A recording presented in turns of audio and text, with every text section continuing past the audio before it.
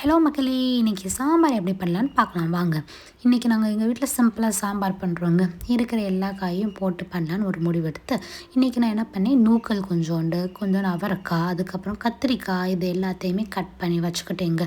இது கூட நம்ம என்ன சேர்க்கணும் அப்படின்னு பார்த்தீங்க அப்படின்னா, சின்ன வெங்காயங்க. சின்ன வெங்காயம் தான் டேஸ்ட்டு. எவ்வளோ நல்லா எடுத்துக்கோங்க. எடுத்துக்கிட்டு மஞ்சள் தூள், சாம்பார் தூள், மிளகாத்தூள் எல்லாத்தையும் சேர்த்து வச்சுக்கோங்க. கூடயே நான் என்ன பண்ணுறேன், பருப்பையும் வேக வச்சுட்டேங்க. பருப்பில் கொஞ்சம் தண்ணி நிறையா ஊற்றி வச்சுக்குவேங்க நான் எப்பயுமே.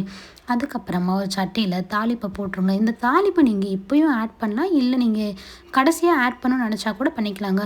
வெங்காயத்தையும் போட்டு வதக்கிடுங்க. வதக்கி முடிச்சுட்டு இருக்கிற தக்காளியை தூக்கி போட்டுக்கோங்க. போட்டுட்டு நல்லா வதக்கணுங்க. வதக்குறது தாங்க சாம்பாரில் டேஸ்ட்டே கொடுக்கும். பொறுமையாக சிம்மில் வச்சு வதக்குங்க. நீங்கள் பாட்டுக்கு ஆனில் வச்சு வதக்கணும் அப்படின்னா அடி பிடிச்சிக்கணும், டேஸ்ட்டு மாறிடும். சிம்லேயே வதக்கிட்டு இருக்கிற காய் எல்லாத்தையும் தூக்கி போட்டுக்கோங்க. காயை நல்லா வதக்குங்க. வதக்கி முடிச்சுட்டு என்னெல்லாம் மசாலா இருக்குதோ அந்த சாம்பார் தூள், மிளகாத்தூள், மஞ்சள் தூள் எல்லாத்தையுமே போட்டு இப்போ நல்லா வதக்கிட்டு நம்ம என்ன பண்ணலாம் அப்படின்னு பார்த்தீங்கன்னா, நான் சொன்னேன்ல பருப்பில் இருக்கிற தண்ணியை கொஞ்சோன்னு இதில் போட்டுக்கோங்க. போட்டுட்டு அதை நல்லா என்ன பண்ணுங்க அப்படின்னு பார்த்தீங்கன்னா கொதிக்க விடுங்க. பொறுமையாக கொதித்ததுக்கப்புறமா காய் வெந்ததுக்கப்புறமா பருப்பை சேர்த்துக்கோங்க. இதுதாங்க, இப்படி தான் நாங்கள் பண்ணுவோம். இதோட டேஸ்ட் செம்மையாக இருக்குங்க. நீங்களும் பண்ணி பாருங்கள், செம்மையாக இருக்குங்க.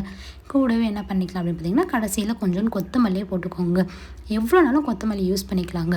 யூஸ் பண்ணி முடிச்சுட்டு நல்லா ஒரு 2 கொதிக்க